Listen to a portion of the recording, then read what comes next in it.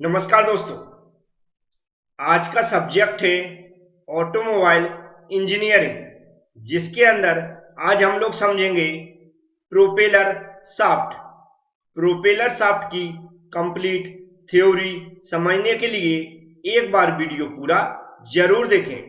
Automobile engineering के और भी लेक्चर देखने के लिए ऑटोमोबाइल इंजीनियरिंग की प्लेलिस्ट की लिंक मैंने डिस्क्रिप्शन बॉक्स में दे रखी है। डिस्क्रिप्शन बॉक्स में चले जाएं और जो ऑटोमोबाइल इंजीनियरिंग की प्लेलिस्ट की लिंक है उस पर क्लिक कर दें तो आपको इसके सभी लेक्चर मिल जाएंगे। अब चलते हैं, आज के टॉपिक को स्टार्ट करते हैं। जब भी आप किसी ट्रक या बस के नीचे देखेंगे, ट्रक या बस के नीचे देखेंगे तो आपको वहां पर इस तरह की लगी शाफ्ट दिखेगी। क्या दिखेगी? इस तरह की लगी एक शाफ्ट दिखेगी। इसी शाफ्ट को हम लोग प्रोपेलर शाफ्ट बोलते हैं। क्या बोलते हैं? शाफ्ट को प्रोपेलर शाफ्ट बोलते हैं। अब ये प्रोपेलर शाफ्ट जो लगी रहती है वह हम लोग देखते हैं, लेकिन शायद बहुत सारे लोग इसकी थ्योरी नहीं समझते हैं। इसका क्या कंसेप्ट है, क्या यहाँ पर इसका फंक्शन है, कैसे ये काम करती है, इसमें कौन कौन से पार्ट्स होते हैं। तो आज हम लोग इसी की थ्योरी समझेंगे। तो चलते हैं, इसकी थ्योरी समझते हैं। यहाँ पर जो सामने आपको डायग्राम दिख रहा है, इसी को हमें थ्योरी एग्जाम में बनाना है और इसी को एक्सप्लेन करना है। तो सबसे पहले नॉर्मली प्रोपेलर शाफ्ट का कोई पूछता है क्या फंक्शन है, तो वह हम जान लेते हैं। प्रोपेलर शाफ्ट का फंक्शन है गियर बॉक्स और डिफरेंशियल बॉक्स के बीच में टॉर्क को ट्रांसमिट करना। क्या समझ में आया? प्रोपेलर शाफ्ट का जो फंक्शन होता है वह होता है गियर बॉक्स और डिफरेंशियल बॉक्स के बीच में टॉर्क को ट्रांसमिट करने का। अब इसकी और भी हमें थ्योरी अच्छे से इसको एक्सप्लेन करना है, तो वह कैसे करेंगे ये मैं समझा देता हूं। यदि आपको जो भी मैं यहाँ पर समझा रहा हूं वह लिखने में प्रॉब्लम आती है तो इसके नोट्स मैंने प्रोवाइड करा दिए हैं एबी क्लास एप्लीकेशन के अंदर। एबी क्लास एप्लीकेशन को कैसे डाउनलोड करना है उसके लिए मैंने डिस्क्रिप्शन बॉक्स में एक वीडियो बना के उसकी लिंक दे दी है। उस वीडियो को आप देख लें तो एबी क्लास जो एप्लीकेशन है उसको कंप्लीट डाउनलोड कर लेंगे और नोट्स तक पहुंच जाएंगे। और वहीं पर मैंने एबी क्लास एप्लीकेशन की लिंक दे रखी है, उस पर क्लिक करके उसको डाउनलोड भी कर सकते हैं। तो चलते हैं, अब आगे इसकी थ्योरी समझ लेते हैं। नॉर्मली हमें पॉइंट बाय पॉइंट एक्सप्लेन करना है। सबसे पहले हम स्टार्टिंग करते हैं कि जो हमारी प्रोपेलर शाफ्ट है वह गियर बॉक्स और डिफरेंशियल बॉक्स के बीच में कनेक्ट रहती है। किसके? गियर बॉक्स और डिफरेंशियल बॉक्स के बीच में कनेक्ट रहती है, दोनों को जोड़ती है। और जो हमारी प्रोपेलर शाफ्ट है इसके दोनों एंड पर यूनिवर्सल जॉइंट लगे रहते हैं। क्या लगे रहते हैं? यूनिवर्सल जॉइंट लगे रहते हैं। तो जो हमारी प्रोपेलर शाफ्ट के एंड पे यूनिवर्सल जॉइंट लगे रहते हैं, इसी से हमारी गियर बॉक्स कनेक्ट रहता है और इधर हमारी डिफरेंशियल बॉक्स कनेक्ट रहती है।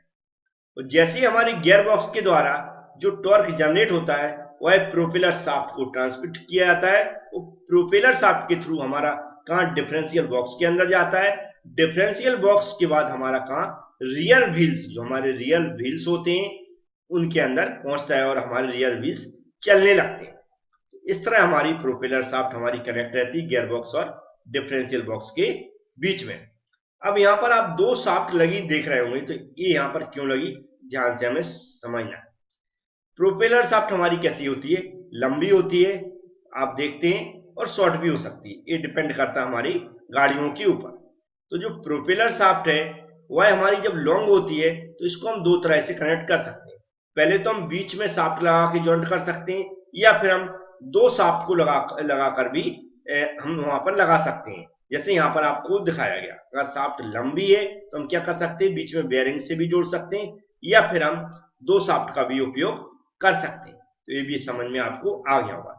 अब जो हमारी प्रोपेलर शाफ्ट है वह कैसी होनी चाहिए? हल्की होनी चाहिए, ज्यादा वजनदार नहीं होनी चाहिए। उसका रीजन है कि इसके अंदर जो वाइब्रेशन जनरेट हो जाते हैं वह वाइब्रेशन जनरेट ना हो, क्योंकि हम लोग जानते हैं जब ये रोटेट करती है तो इसके अंदर जो स्ट्रेस जनरेट होते हैं, क्या होते हैं? स्ट्रेस जनरेट होते हैं। वह कौन से होते हैं?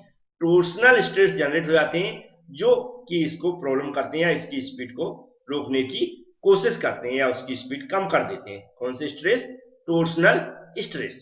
तो ये भी आप समझ चुके होंगे। अब यहाँ पर आप सोच रहे होंगे इसमें यूनिवर्सल जॉइंट क्यों लगे हुए हैं। तो जैसा हम लोग जानते हैं, जब भी हम ड्राइव करते हैं तो हमारा रोड एक जैसा नहीं होता, ऊबड़ खाबड़ होता, ऊपर नीचे बना रहता है। उससे हमारी क्या होती है, जब हमारी गाड़ी चलती है जो इसका ड्राइव एंगल है वह बदलता है रोड बदलने के कारण। तो ड्राइव एंगल बदलता है, उसके कारण इसमें कोई प्रॉब्लम ना हो, वो आसानी से क्या हो सके, ये शाफ्ट कनेक्ट रहे और इसमें पावर ट्रांसमिट कर सके। इसलिए क्या होता है, ड्राइव एंगल जो बदलता है तो यहाँ पर हम क्या करते हैं, यूनिवर्सल जॉइंट लगा देते हैं। इससे ये क्या होती है, क्या होते हैं यूनिवर्सल जॉइंट इस तरह कनेक्ट रहते हैं कि ये भी क्या होते हैं, इसके एंगल में परिवर्तन कर सकते हैं, जैसे जैसे यहाँ पर आपको दिख रहे होंगे। इसलिए क्या होते हैं, यूनिवर्सल जॉइंट लगे रहते हैं।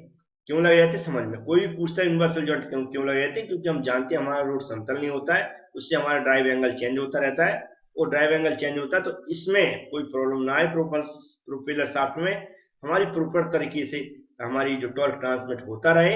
इसलिए हम क्या करते हैं, जो इसमें थोड़ा बहुत परिवर्तन होगा तो यूनिवर्सल जॉइंट के कारण इसमें भी परिवर्तन हो जाएगा और हमारी ड्राइव बड़े आसानी से होती रहेगी।